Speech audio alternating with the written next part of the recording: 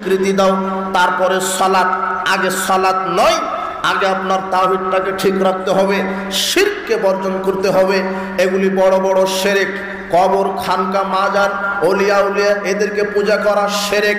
এরপরে তাবিজ ব্যবহার করা শিরক, তাবিজ ঝুলানো শিরক। উকবা বিন আমির রাদিয়াল্লাহু আনহু বলছেন, রাসূল সাল্লাল্লাহু আলাইহি ওয়াসাল্লামের কাছে 10 জন ব্যক্তি গেলেন। আকবালা ইলাইহি রাহাতুন, 10 জন ব্যক্তি গেলেন ইসলাম কবুল করবেন বলে। ফাবায়াতিস আতান ওয়া আমসাকান ওয়াহিদিন, রাসূল সাল্লাল্লাহু আলাইহি ওয়াসাল্লাম 9 জনকে বায়াত দিলেন, ইসলাম কবুল করালেন, একজনকে ছেড়ে দিলেন। সাহাবীগণ বললেন, ইয়া রাসূলুল্লাহ, বায়াতাতিস আতান ওয়া তারাকতা হাদা, আপনি 9 জনকে ইসলাম কবুল করিয়ে দিলেন, একজনকে ইসলাম কবুল করালেন না, কি কারণে? রাসূল সাল্লাল্লাহু আলাইহি ওয়াসাল্লাম বললেন, শোনো সাহাবীগণ, ইন্না আলাইহি তামিমা, তার হাতে তাবিজ ঝুলানো আছে, তাই তাকে আমি কালেমা শাহাদাত পাঠ করিয়ে মুসলিম করিয়ে দেইনি। তার হাতে তাবিজ ঝুলানো আছে, তাই তাকে আমি বায়াত দেইনি। এই কথা যখন লোকটি শুনলেন, ফাদ খালাইয়াদাহু ফাকাতাহা, লোকটি আঙুল ঢুকিয়ে তাবিজটা ছিঁড়ে ফেলে দিলেন। ফাবায়াহু, রাসূল সাল্লাল্লাহু আলাইহি ওয়াসাল্লাম তখন তাকে ইসলাম কবুল করালেন। উল্লেখিত মুসনাদ আহমদের হাদিস প্রমাণ করে, রাসূল সাল্লাল্লাহু আলাইহি ওয়াসাল্লাম বলছেন, মান আলাকা তামিমা ফাকাত আশরাকা, তাবিজ যে ব্যক্তি ঝুলালো হাতে, কোমরে, গলায়, সে আল্লাহর সাথে শিরক করলো। দুঃখ কষ্ট লাগে তখন এই হাদিস আমরা উপলব্ধি করি, আল্লাহ সর্বত্র বিরাজমান, তার পিছনে সালাত হবে না। যে বিশ্বাস করে নবী নূরের তৈরি, এর পিছনে সালাত হবে না। যে ইমামের আকীদা নবী গায়েব জানেন, এর পিছনে সালাত হবে না। আপনি হাদিসটাকে উপলব্ধি করেন, হাতে তাবিজ থাকা অবস্থাতেই কালেমাই পড়তে পারে না, অথচ সেই উম্মতের এক শ্রেণীর গাধা মূর্খ তারা তাবিজের ব্যবসা করছে, আবার ইমামতিও করছে। বিশ্বাস করেন এটা টোটালি প্রতারণা, টোটালি ভণ্ডামি। আপনার তাবিজ ব্যবহার করা শিরক, মাজার পূজা, কবর পূজা শিরক। আগে সালাতের পূর্বে আকীদাকে বিশুদ্ধ করেন, আগে আকীদাকে সালেহ করেন, বিশুদ্ধ আকীদা পোষণ করেন, তারপরে সালাত। এরপরে সালাত এছাড়া কবুল হবে না। বলছিলাম উপস্থিত বৈঠকের মুসলিম দিনী ভাই বোন, আপনাদেরকে বলছি, আগে তাওহীদ অর্জন করবেন, তারপরে সালাত। আগে শিরককে বর্জন করবেন, তারপরে সালাত। আবু হুরায়রা রাদিয়াল্লাহু আনহু বলেন, রাসূল সাল্লাল্লাহু আলাইহি ওয়াসাল্লাম বলেছেন, সালাতের গুরুত্ব অপরিসীম। রাসূল সাল্লাল্লাহু আলাইহি ওয়াসাল্লাম বলছেন, আল্লাহ সুবহানাহু ওয়া তাআলা বলেন হাদিসে কুদসি, ইয়া মুহাম্মদ, হে মুহাম্মদ, ইন্নী ফারাজতু আলা উম্মতি খামসা সালাওয়াত, আমি তোমার উম্মতের উপরে 5 ওয়াক্ত সালাত ফরজ করেছি। ওয়াহিদতু ইনদাহাদান, আর আমি নিজের কাছে একটা ওয়াদা রেখেছি, আন্নাহু মান যা হাফিজ আলাইহিন্না লিওয়াক্তিহিন্না আদখালতুহুল জান্নাহ, যে ব্যক্তি 5 ওয়াক্ত সালাত ওয়াক্ত মতো আদায় করবে, আমি আল্লাহ তাকে জান্নাতে প্রবেশ করাবো। আল্লাহ সুবহানাহু ওয়া তাআলা ওয়াক্ত মতো সালাত আদায় করতে বলেছেন। ইন্নাস সালাতা কানাত আলাল মুমিনিনা কিতাবাম মাওকুতা, আল্লাহ মুমিনদের উপরে নির্দিষ্ট সময়ে সালাতকে ফরজ করেছেন। দুর্ভাগ্যজনক হলেও সত্য, মানুষ সালাত আদায় করে ওয়াক্তকে প্রাধান্য দেয় না। মানুষ সালাত আদায় করে ওয়াক্তকে প্রাধান্য দেয় না, নিজের গতিতে সালাত আদায় করে। অথচ রাসূল সাল্লাল্লাহু আলাইহি ওয়াসাল্লামকে জিজ্ঞাসা করা হলো, আইউল আমালে আফদাল, সর্বোত্তম আমল কোনটি? তিনি বলছেন, আসসালাতু আলা ওয়াক্তিহা, ওয়াক্ত মতো 5 ওয়াক্ত সালাত আদায় করা। যখনই আউয়াল ওয়াক্ত হয়ে যাবে, তখনই সালাত আদায় করতে হবে। এটাই রাসূল সাল্লাল্লাহু আলাইহি ওয়াসাল্লাম বলেছেন, যারা নিজস্ব গতিতে ওয়াক্তকে মেরে ফেলে আখেরি ওয়াক্তে সালাত আদায় করে, এরা ক্ষতিগ্রস্তদের অন্তর্ভুক্ত হবেন। ওয়াক্তকে প্রাধান্য দেওয়া ওয়াজিব, ওয়াক্তকে প্রাধান্য দিয়ে সালাত আদায় করা ওয়াজিব। বলছিলাম, যারা সালাত আদায় করে না, এদের বিধান কি? আল্লাহ সুবহানাহু ওয়া তাআলা বলছেন, ইয়াতাসাআলুনা আনিল মুজরিমিন মা সালাকাকুম ফি সাকার, বিচার মাঠে জিজ্ঞাসা করা হবে যে তোমরা কেন জাহান্নামে এসেছো। তারা বলবে, লাম নাকু মিনাল মুসাল্লিন, আমরা সালাত আদায় করিনি। রাসূল সাল্লাল্লাহু আলাইহি ওয়াসাল্লাম বলছেন বাইনাল আবদি ওয়া বাইনাল কুফরি তারকুস সালাত, মুসলিম আর কাফেরের মধ্যে পার্থক্য হচ্ছে সালাত। যে ব্যক্তি সজ্ঞানে স্বেচ্ছায় ইচ্ছাকৃতভাবে সালাত আদায় করে না সে কাফের, সে মুশরিক। যে সালাত আদায় করে না সজ্ঞানে স্বেচ্ছায় সে কাফের, সে মুশরিক। কাজেই মুসলিম আর কাফেরের মধ্যে পার্থক্য হচ্ছে সালাত। কাজে বিষয়টি লক্ষ্য রাখেন। আমি ঈমান এনেছি, আমি তাওহীদ অর্জন করেছি, এরপরে 5 ওয়াক্ত সালাত আদায় করতে হবে। এক সাহাবী রাসূল সাল্লাল্লাহু বলছেন আলাস্তা বিরাজুলিন মুসলিমিন, কি ব্যাপার তুমি কি মুসলিম না? মা মানাকা আন তাসজুদা লিমা খালাকতু বিয়াদাইয়া মা মানাকা আন তুসাল্লিয়া মা নাস, যে আযানের পরে তুমি এখানে বসে আছো, কে তোমাকে সালাত আদায় করতে বাধা দিল? মানুষ কি বাধা দিয়েছে? সাহাবী বলছেন আমি বাড়িতে পড়ে এসেছি। রাসূল সাল্লাল্লাহু বলছেন বাড়িতে পড়ে আসার পরও যদি দেখো মসজিদে জামাত হচ্ছে তবু সালাত আদায় করবে। আযানের পরে যে সালাত আদায় করে না সে ইচ্ছাকৃত হবে সজ্ঞানে স্বেচ্ছায় যদি সালাতকে ছেড়ে দেয় তাহলে রাসূল সাল্লাল্লাহু আলাইহি ওয়াসাল্লাম তাকে কাফের বলেছেন, রাসূল সাল্লাল্লাহু আলাইহি ওয়াসাল্লাম তাকে মুশরিক বলেছেন।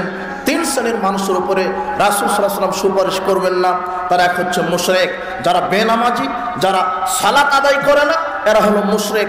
এরা বিচারের মাঠে রাসূল সাল্লাল্লাহু আলাইহি ওয়াসাল্লামের সুপারিশ পাবে না।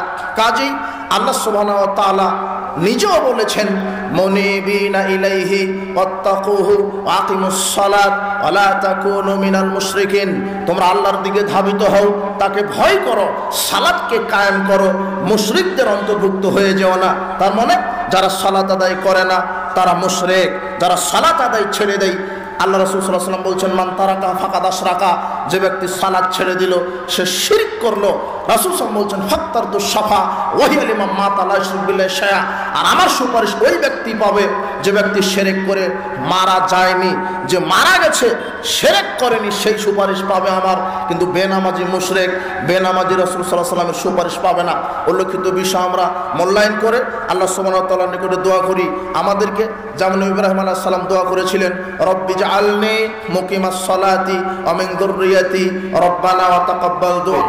আল্লাহ তোমাদের প্রত্যেকটি কাজ দেখছেন, তিনি উত্তম দ্রষ্টা। আল্লাহ সুবহানাহু ওয়া তাআলা বলছেন ইন্নানি আনাল্লাহ, নিশ্চয় আমি আল্লাহ, লা ইলাহা ইল্লা আনা, আমি ছাড়া সত্য কোনো মাবুদ নেই, ফা'বুদনি, অতএব আমার ইবাদত করো, আমার দাসত্ব করো, আমার গোলামি করো, ওয়া আকিমিস সালাতা লিযিকরি, আর আমার স্মরণার্থে সালাত আদায় করো। আল্লাহ সুবহানাহু ওয়া তাআলা বলছেন পৃথিবীর মানুষ ওয়াজআলনাহুম আইম্মাতান ইয়াহদুনা বিআমরিনা, পৃথিবীতে যত নবী তাদেরকে আমি ইমাম হিসেবে পৃথিবীতে প্রেরণ করেছি। তারা আমাদের নির্দেশে মানুষকে হেদায়েতের পথে ডেকেছে, সঠিক রাস্তায় তারা দেখিয়ে দিয়েছে। ওয়াওহায়না ইলাইহিম ফি'লাল খায়রাত, তাদেরকে আমরা ওহী করেছি তারা সমাজে কল্যাণমূলক কাজ করবে। ওয়া ইকামিস সালাত ওয়া ইতাআজ যাকাত, তারা সালাত আদায়ের জন্য বলেছে, যাকাত প্রদানের জন্য দাওয়াত দিয়েছে। ওয়া কানু লানা আবিদিন, তারা ছিল আমার আনুগত্যশীল মানুষ, তারা ছিল আনুগত্যশীল নবী রাসূল। উল্লেখিত আয়াতে আল্লাহ সুবহানাহু ওয়া তাআলা বললেন পৃথিবীর প্রত্যেকটি নবী রাসূলকে আল্লাহ নবী রাসূলকে নেতা হিসেবে পৃথিবীতে প্রেরণ করেছেন। তারা আল্লাহর নির্দেশে মানুষকে সঠিক পথের দিকে দাওয়াত দিয়েছে, তারা সমাজে সমাজ কল্যাণমূলক কাজ করেছে, তারা নিজেরা সালাতের হেফাজত করেছে, তারা নিজেরা যাকাত প্রদান করেছে, তারা ছিল আল্লাহর আনুগত্যশীল বান্দা, একনিষ্ঠ বান্দা। আল্লাহ সুবহানাহু ওয়া তাআলা বলছেন হাফিজু আলাস সালাওয়াত, পৃথিবীর মানুষ তোমরা সালাতকে হেফাজত করো, ওয়াস-সালাতিল উসতা, বিশেষ করে আসরের সালাত, আকুমু লিল্লাহি কানিতিন, আর তোমরা আল্লাহর জন্য একনিষ্ঠ চিত্তে দাঁড়িয়ে যাও। উল্লেখিত আয়াতগুলি প্রমাণ হয় সালাত শ্রেষ্ঠ ইবাদত। আল্লাহ সুবহানাহু ওয়া তাআলা বলছেন, ওয়ালা যিকরুল্লাহি আকবার, আল্লাহকে ডাকার সবচেয়ে বড় মাধ্যম হচ্ছে সালাত। যত ইবাদতে আল্লাহকে যত বেশি ডাকা যায়, এর মধ্যে সবচেয়ে বেশি ডাকা যায় সালাতের মাধ্যমে। সালাতের মাধ্যমে আল্লাহকে যত বেশি ডাকা যায়, অন্য কোনো ইবাদতে এত ডাকা যায় না। রাসূল সাল্লাল্লাহু আলাইহি ওয়াসাল্লাম বলছেন, যখন বিপদে থাকবে 2 রাকাত সালাত আদায় করো। সূর্যগ্রহণ, চন্দ্রগ্রহণ মানুষেরও জন্য বিপদ, 2 রাকাত সালাত আদায় করেন। পাপ করেছেন, তওবার 2 রাকাত সালাত আদায় করেন। একটি কাজ করবেন, কাজটা ভালো হবে নাকি মন্দ হবে, সালাতুল ইস্তিসখার সালাত আদায় করেন। বৃষ্টি হয় না, বৃষ্টি প্রার্থনার জন্য সালাতুল ইস্তিসকা আদায় করেন। আপনার জীবনের যে কোনো সমস্যা আল্লাহর নিকটে পেশ করেন 2 রাকাত সালাত আদায়ের মাধ্যমে। এই জন্য আল্লাহ সুবহানাহু ওয়া তাআলা বলছেন যে আল্লাহকে ডাকার, ওয়ালা যিকরুল্লাহি আকবার, আল্লাহকে স্মরণ করার সবচেয়ে বড় ইবাদতের নাম হচ্ছে সালাত।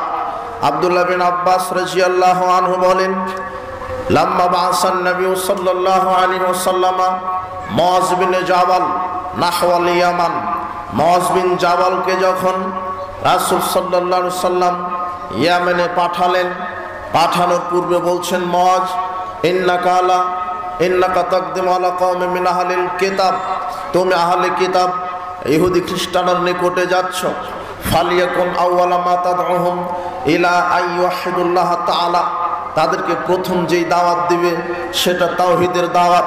তাদেরকে প্রথমেই তাওহীদের দাওয়াত দিবা, বলবা লা ইলাহা ইল্লাল্লাহ ওয়া আন্না মুহাম্মাদুর রাসূলুল্লাহ।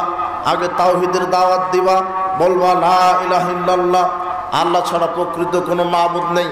ফাইদ আরাফু যালিক, যদি তারা এটা মেনে নেয়, ফাখবিরহুম আন্নাল্লাহ কাদ ফারাজা আলাইহিম খামসা সালাওয়াত ফি ইয়াওমিহিম ওয়া লাইলাতিহিম, তখন তাদেরকে বলে দিও আল্লাহ তোমাদের উপরে দিনে রাতে 5 ওয়াক্ত সালাত ফরজ করেছেন।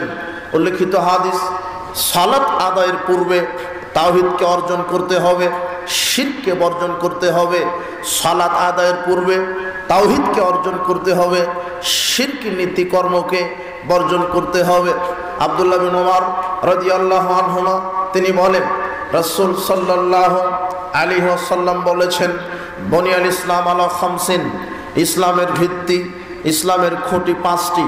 শাহাদাতি আন লা ইলাহা ইল্লাল্লাহ ওয়া আন্না মুহাম্মাদুর রাসূলুল্লাহ, এই সাক্ষ্য দেওয়া, আমি সাক্ষ্য দিচ্ছি আল্লাহ ছাড়া প্রকৃত কোনো মাবুদ নেই, মুহাম্মদ সাল্লাল্লাহু আলাইহি ওয়াসাল্লাম আল্লাহর বান্দা ও প্রেরিত রাসূল। ওয়া ইকামিস সালাহ, 5 ওয়াক্ত সালাত। ওয়া ইতাইজ যাকাত, যাকাত প্রদান করা। ওয়াল হজ্জে, সামর্থ্য থাকলে হজ প্রদান করা। ও সাওমে রমাদান, রমাদানের সিয়াম পালন করা। উল্লেখিত বুখারী মুসলিমের হাদিস প্রমাণ হয় ইসলামের খুঁটি 5টি। তার প্রথম খুঁটি হচ্ছে তাওহীদ ও রিসালাত, তাওহীদের স্বীকৃতি দেওয়া, লা ইলাহা ইল্লাল্লাহ, এর ওপরে অবিচল থাকা। আল্লাহ ছাড়া প্রকৃত কোনো মাবুদ নেই, প্রকৃত কোনো আইনদাতা নেই, প্রকৃত কোনো বিধানদাতা নেই, প্রকৃত কোনো রাজ্জাক নেই, প্রকৃত কোনো তওবা কবুলকারী নেই, প্রকৃত কোনো পাপ ক্ষমাকারী নেই, কোনো কল্যাণদাতা নেই, কোনো কল্যাণদাতা নেই, কোনো রাজ্জাক নেই, কোনো গাফফার নেই, কোনো ওলি নেই, কোনো আউলিয়া নেই, কোনো গাউস নেই, কোনো কুতুব নেই, কোনো মাজার নেই, কোনো খানকা নেই, কোনো ছবি মূর্তি নেই। আগে এই সাক্ষ্য দেওয়া, লা ইলাহা, আমি কোনো ইলাহাকে মানি না, কোনো আইনদাতাকে মানি না, কোনো বিধানদাতাকে মানি না, কোনো রাজ্জাককে মানি না, কোনো গাফফারকে মানি না, কোনো ওলিকে মানি না, কোনো আউলিয়াকে মানি না। ইল্লাল্লাহ, আমি একমাত্র যাকে মানি আইনদাতা হিসেবে, একমাত্র যাকে মানি রাজ্জাক হিসেবে, একমাত্র যাকে মানি কল্যাণ অকল্যাণ দাতা হিসেবে, তিনি হচ্ছেন আল্লাহ। আমি একমাত্র যাকে সন্তান দাতা হিসেবে মানি, একমাত্র যাকে জান্নাত জাহান্নাম দাতা হিসেবে মানি, তিনি হচ্ছেন আমার আল্লাহ। একমাত্র আমি সেজদা পাওয়ার হক হিসেবে যাকে মানি, তিনি হচ্ছেন আল্লাহ। কোনো মাজারে সেজদা করা যাবে না, কোনো কবরকে মূল্যায়ন করা যাবে না, কোনো খানকাকে মূল্যায়ন করা যাবে না, কোনো ছবি মূর্তিকে মূল্যায়ন করা যাবে না, এগুলি শিরক। 5 ওয়াক্ত সালাত আদায়ের পূর্বে আপনাকে তাওহীদকে স্বীকৃতি দিতে হবে, আপনার তাওহীদকে স্বীকৃতি দিতে হবে, শিরককে বর্জন করতে হবে। শিরক কি? আল্লাহর সাথে কাউকে সমকক্ষ সাব্যস্ত করা হলো শিরক। কবর পূজা শিরক, মাজার পূজা শিরক, খানকা পূজা শিরক, পীর পূজা শিরক, ওলিয়া উলিয়া গাউস কুতুব কল্যাণ অকল্যাণ দাতা, এই আকীদা শিরক। পীরের দরগায় মানত করলে বালা মুসিবত দূর হয়, এই আকীদা শিরক। মাজারে পীর সাহেব জীবিত থেকে মানুষের কল্যাণ অকল্যাণ করতে পারে, এই ধারণা শিরক। পীরের সুপারিশ ছাড়া জান্নাত পাওয়া যাবে না, এই আকীদা শিরক। কবরে পীর সাহেব জীবিত আছে, এই আকীদা শিরক। কবরের দিকে সালাত আদায় করলে শিরক হয়, কবরবাসীর উসিলায় কিছু প্রার্থনা করলে শিরক হয়, কবরে কিছু মানত করলে শিরক হয়, খানকা মাজারে কিছু নজর নেওয়াজ দিলে শিরক হয়, মাজারে কিছু মানত করলে শিরক হয়, এগুলি শিরক। আল্লাহ সুবহানাহু ওয়া তাআলার রাসূল সাল্লাল্লাহু আলাইহি ওয়াসাল্লাম বলছেন যে আগে তাওহীদের স্বীকৃতি দাও, তারপরে সালাত। আগে সালাত নয়, আগে আপনার তাওহীদটাকে ঠিক রাখতে হবে, শিরককে বর্জন করতে হবে। এগুলি বড় বড় শিরক। কবর, খানকা, মাজার, ওলিয়া উলিয়া এদেরকে পূজা করা শিরক। এরপরে তাবিজ ব্যবহার করা শিরক, তাবিজ ঝুলানো শিরক। উকবা বিন আমির রাদিয়াল্লাহু আনহু বলছেন রাসূল সাল্লাল্লাহু আলাইহি ওয়াসাল্লামের কাছে 10 জন ব্যক্তি গেলেন। আকবালা ইলাইহি রাহাতুন, 10 জন ব্যক্তি গেলেন ইসলাম কবুল করবেন বলে। ফাবায়াতিস আতান ওয়ামসাকান ওয়াহিদিন, রাসূল সাল্লাল্লাহু আলাইহি ওয়াসাল্লাম 9 জনকে বায়াত দিলেন, ইসলাম কবুল করালেন, একজনকে ছেড়ে দিলেন। সাহাবীগণ বললেন, ইয়া রাসূলুল্লাহ, বায়াতাতিস আতান ওয়া তারাকতা হাদা, আপনি 9 জনকে ইসলাম কবুল করিয়ে দিলেন, একজনকে ইসলাম কবুল করালেন না, কি কারণে? রাসূল সাল্লাল্লাহু আলাইহি ওয়াসাল্লাম বললেন, শোনো সাহাবীগণ, ইন্না আলাইহি তামিমা, তার হাতে তাবিজ ঝুলানো আছে, তাই তাকে আমি কালেমা শাহাদাত পাঠ করিয়ে মুসলিম করিয়ে দেইনি। তার হাতে তাবিজ ঝুলানো আছে, তাই তাকে আমি বায়াত দেইনি। এই কথা যখন লোকটি শুনলেন, ফাদ খালাইয়াদাহু ফাকাতাহা, লোকটি আঙুল ঢুকিয়ে তাবিজটা ছিঁড়ে ফেলে দিলেন। ফাবায়াহু, রাসূল সাল্লাল্লাহু আলাইহি ওয়াসাল্লাম তখন তাকে ইসলাম কবুল করালেন।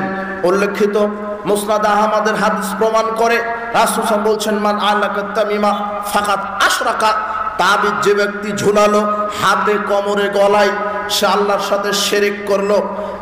দুঃখ কষ্ট লাগে তখন এই হাদিস আমরা উপলব্ধি করতে পারি কি, যেখানে হাতে তাবিজ ঝুলিয়ে রাখার কারণে লোকটাকে আল্লাহ ইসলামই কবুল করিয়ে দিলেন না, হাতে, কোমরে, গলায় তাবিজ থাকার কারণে ইসলামই কবুল করতে পারে না। অথচ আশ্চর্য, পাক ভারত উপমহাদেশের বাংলাদেশের এক শ্রেণীর হুজুর ইমামতিও করে, আবার তাবিজেরও ব্যবস্থা করে। যেখানে রাসূল সাল্লাল্লাহু আলাইহি ওয়াসাল্লাম হাতে তাবিজ ঝুলানোর কারণে ওকে ইসলামই কবুল করালেন না, আর সেই রাসূল সাল্লাল্লাহু আলাইহি ওয়াসাল্লামের উম্মাহ হিসেবে পরিচয় দেওয়ার পরেও তাবিজ বিক্রি করছে, ইমামতিও করছে। শোনেন, যে ইমাম তাবিজের ব্যবসা করে সেই ইমামের পিছনে সালাত হবে না। যে ইমামের আকীদায় শিরক আছে, যে ইমাম বিশ্বাস করে আল্লাহ নিরাকার, তার পিছনে সালাত হবে।